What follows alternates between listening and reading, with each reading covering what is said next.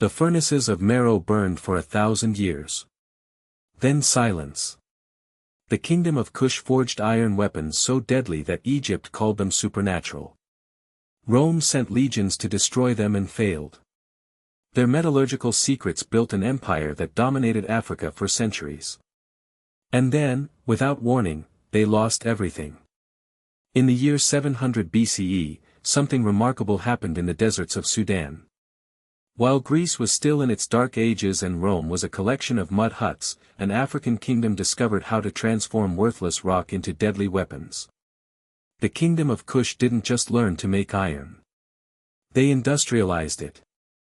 Archaeological excavations at Meroe have uncovered slag heaps so massive that they can be seen from space. We're talking about millions of tons of iron waste stretching across the landscape. This wasn't a blacksmith making swords. This was organized, systematic production on a scale that wouldn't be seen again for nearly 2,000 years. But here's what keeps archaeologists awake at night. How did they actually do it? Because when researchers tried to replicate Kushite smelting techniques, they failed. To understand how Kush became the iron masters of the ancient world, we need to rewind even further. For centuries, Kush had been Egypt's southern neighbor. Sometimes they were allies. Sometimes they were enemies. And in one extraordinary century, they became Egypt's rulers. Around 750 BCE, Kushite kings conquered Egypt and established the 25th dynasty. These were the famous Black Pharaohs, ruling from the Nile Delta to the borders of modern Ethiopia. But their Egyptian adventure would ultimately push them toward their greatest innovation. When the Assyrians invaded with iron weapons, the Kushites were still fighting with bronze. They lost Egypt. They retreated south. And they swore it would never happen again. If you're finding this fascinating, drop a like so I know to keep going deeper into these forgotten empires. Within a generation, Kush would transform from iron importers to the greatest iron producers the ancient world had ever seen. Now imagine you're a Kushite metallurgist around 600 BCE. You've seen what iron can do. You've watched your bronze army shatter against Assyrian steel.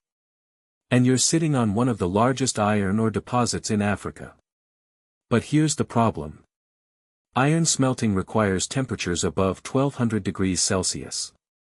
That's nearly impossible with ordinary wood fires. The Kushites needed to solve a puzzle that had stumped civilizations for centuries. And this is where things get strange. Because the solution they developed was unlike anything else in the ancient world. Kushite furnaces weren't just hot.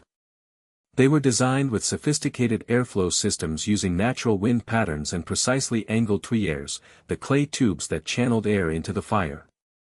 Some archaeologists believe they were essentially creating primitive blast furnaces 2,000 years before Europe. But that's not the mysterious part.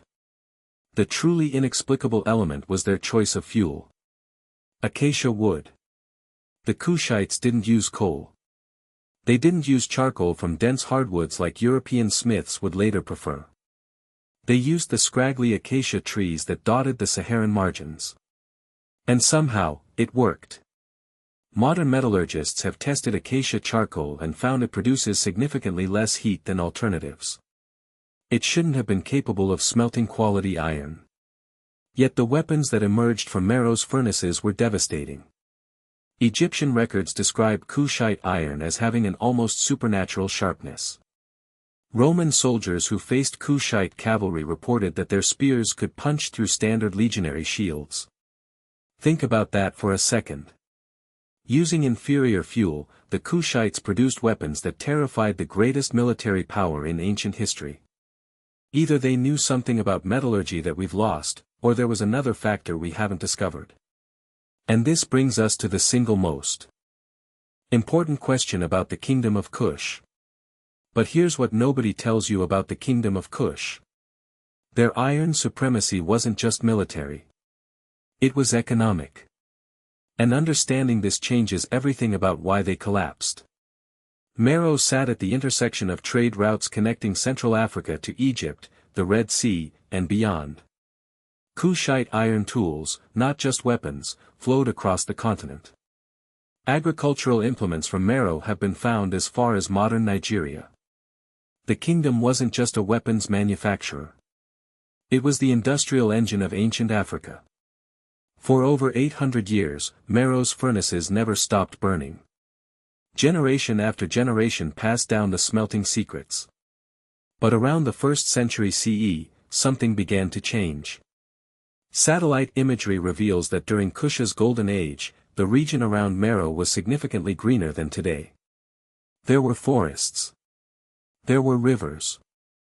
There was fuel. Subscribe if you want to see how this ends. Because what happened next sealed an empire's fate and erased 1,000 years of knowledge. The Kushites were smelting themselves into extinction. And they probably knew it. To produce iron at industrial scale, Meroe's furnaces consumed forests faster than they could regrow. Each ton of iron required approximately 4 tons of charcoal. Multiply that by centuries of continuous production, and the mathematics become devastating. By the 3rd century CE, the acacia forests that had fueled the empire were nearly gone.